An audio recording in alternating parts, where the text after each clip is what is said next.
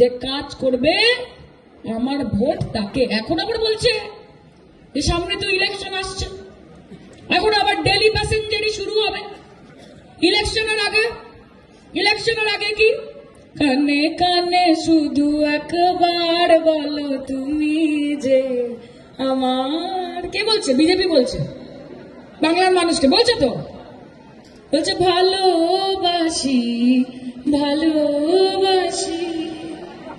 আর ইলেকশনের পরে যখন ঝড় আসছে, যখন বন্যা আসছে, যখন বিপত্তি আসছে, যখন আগুন লাগছে, যখন মহামারী হচ্ছে, যখন দুর্ভিক্ষ হচ্ছে, তখন বিজেপিকে আমরা কি বলছি?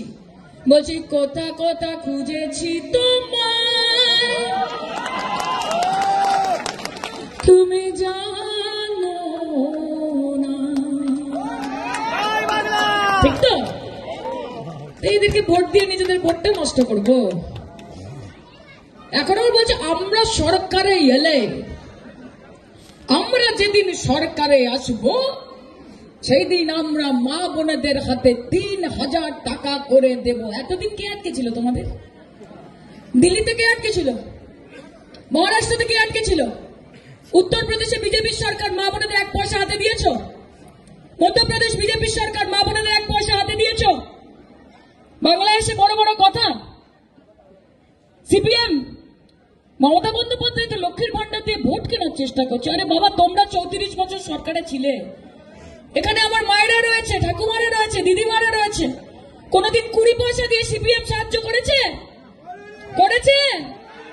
নিজের আখের গুছিয়েছে, ওই জন্য সংগঠনের এমন অবস্থা। ৩৪ বছরের দর্দণ্ড প্রতাপ সিপিএম এর তাবড় তাবড় নেতা, তাদের নেতৃত্বকে মমতা বন্দ্যোপাধ্যায় এমন অবস্থা করেছে যে এখন সিপিএম এর লাল কাপড় ঝান্ডায় কম আর বিরিয়ানির হাড়িতে বেশি দেখা যায়। আর এই বিজেপি, এই ভারতীয় জনতা পার্টি, তার যে ছোট ছোট নেতারা আজকাল বড় বড় কথা বলছে, তাদেরকে একটা কথা বলে দিই যে শুভেন্দু অধিকারী মাথায় রাখবেন যে মমতা বন্দ্যোপাধ্যায় একটা মহিরুহ, তিনি একটা বিশাল বড় বটবৃক্ষ, আর আপনি হচ্ছেন একটা ছোট ফল। এই ফলটা ওই গাছ থেকেই পড়েছে, আর ফল যতই বড় হয়ে যাক না কেন কোনোদিন গাছের থেকে বড় হতে পারে না।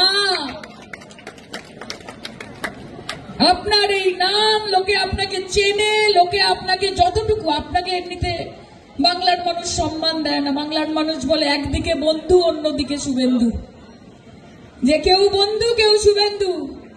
বাংলার মানুষ আপনাকে সম্মান দেয় না, কিন্তু যতটুকু আপনার পরিচিতি আছে সেটা মমতা বন্দ্যোপাধ্যায়ের দয়া দাক্ষিণ্যে আছে। মমতা বন্দ্যোপাধ্যায় আপনাকে শুভেন্দু অধিকারী তৈরি করেছেন।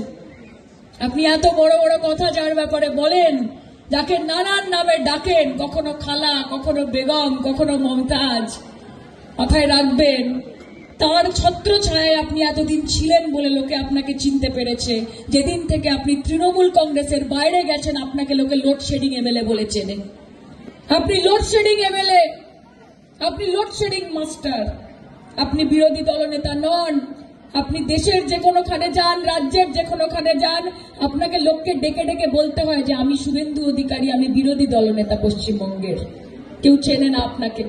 তাই যতটুকু সম্মান রয়েছে সেই সম্মানটুকু হাতে রাখুন। সামনে খেলা আছে, ভয়ঙ্কর খেলা নেই, ভালোবাসার খেলা আছে, উন্নয়নের খেলা আছে। আমরা খেলবো, আমরা জিতবো। আর মা বোনেরা যদি সাথে থাকে তাহলে আমাদের কোনো চিন্তার কারণ নেই। আজকে আমি নীলাবতী দিদিকে বলছিলাম যে আজকে আমরা হাঁটছি দিদি, আমরা তো এসআইআর এর বিরোধিতা করছি না। এসআইআর এর বিরোধিতা আমরা করি না। আমরা বলি না যে অনুপ্রবেশকারী আসুক এখানে, না। আমরা কেন চাইবো যে অনুপ্রবেশকারী আসুক বাংলাদেশ থেকে? আমরা চাই না। কিন্তু যেটা মলয়দা বলেছে, যেটা আশিসদা বলেছে, যে একজন ভোটার, একজন বৈধ ভোটার যদি পশ্চিমবঙ্গ থেকে বাদ যায় তাহলে এই আন্দোলন আরো বৃহত্তর আকার ধারণ করবে। আজকে যাদের ভোটে 2021-এর নির্বাচন হয়েছে, আজকে যাদের ভোটে 2019-এ নরেন্দ্র মোদী প্রধানমন্ত্রী হয়েছে, আজকে যাদের ভোটে 2024-এ নরেন্দ্র মোদী প্রধানমন্ত্রী হয়েছে, যদি তাদের ভোট বাতিল হয় তাহলে নরেন্দ্র মোদীর প্রধানমন্ত্রিত্ব বাতিল হওয়া উচিত। ঠিক কিনা? আমি ভোট দিয়েছি তোমায়, তোমায় ভোট দিয়ে বানালাম প্রধানমন্ত্রী। আজকে এসে বলছো যে আমার ভোট বাতিল, তাহলে তুমি কি করে প্রধানমন্ত্রী থাকবে বাবু? তুমি কি করে থাকবে? একটা সময় ছিল যখন জনতা ঠিক করতো যে সরকার কার হবে। একটা সময় ছিল যখন জনতা ঠিক করতো যে দেশের প্রধানমন্ত্রী কে হবে, দেশের স্বরাষ্ট্রমন্ত্রী কে হবে, দেশের বিদেশ মন্ত্রী কে হবে। জনতা ঠিক করতো কার সরকার হবে। আর নরেন্দ্র মোদীর শাসনকালে, বিজেপির শাসনকালে এখন সরকার ঠিক করছে যে ভোটার কে হবে। এটা চলতে দেওয়া যায়? চলতে দেওয়া যায়? আজকে যে মস্তুরা খাতুন, তার বাড়িতে আমি এখন যাব। আজকে আমার বাড়ি থেকে হয়নি, আপনার বাড়ি থেকে হয়নি, অন্য কারোর বাড়ি থেকে হয়েছে। মাথায় রাখবেন, এই ভয় কিন্তু আপনার বাড়ির লোককেও গ্রাস করতে পারে। আজকে বিএলওরা সুইসাইড করছে, বিএলওরা আজকে আত্মহত্যা করছে, আজকে বিএলওদের হার্ট অ্যাটাক আসছে। অমানবিক প্রেসার, অমানসিক প্রেসার। 12 কোটি মানুষের এসআইআর 2 মাসে করতে হবে। এটা কোথাকার নিয়ম? এটা কোথাকার নিয়ম? আমরা এসআইআর এর বিরোধিতা করি না, আমরা বিরোধিতা করি যে এইরকম ভাবে, আমরা বিরোধিতা করি যে এরকম ভাবে এত তাড়াহুড়ো করে যেন এসআইআর করানো হয়। তাই আপনাদের সকলকে আমি বলতে চাই, 26-এ নবান্নে আবার হাওয়াই চটি, হাওয়াই চটি, হাওয়াই চটি। নবান্নতে হাওয়াই চটি আমরা পৌঁছেই ছাড়বো। এবং এখানে মা আছে, মাকেও নিজের মনের কথা বলে গেলাম। আর ঠাকুমা আছে, ঠাকুমাকেও নিজের মনের কথা বলে গেলাম যে 2 হাত ভরে মমতা দিকে আশীর্বাদ করো, কারণ দিদি যতদিন আছে ততদিন আমাদের চিন্তা নেই, যে লাভ ছাড়া ক্ষতি নেই, দিদি ছাড়া গতি নেই। কাজে এই বিশ্বাসটা মনের ভেতর রাখুন। আপনাদের সকলকে আমার অনেক অনেক ভালোবাসা। আমার সাথে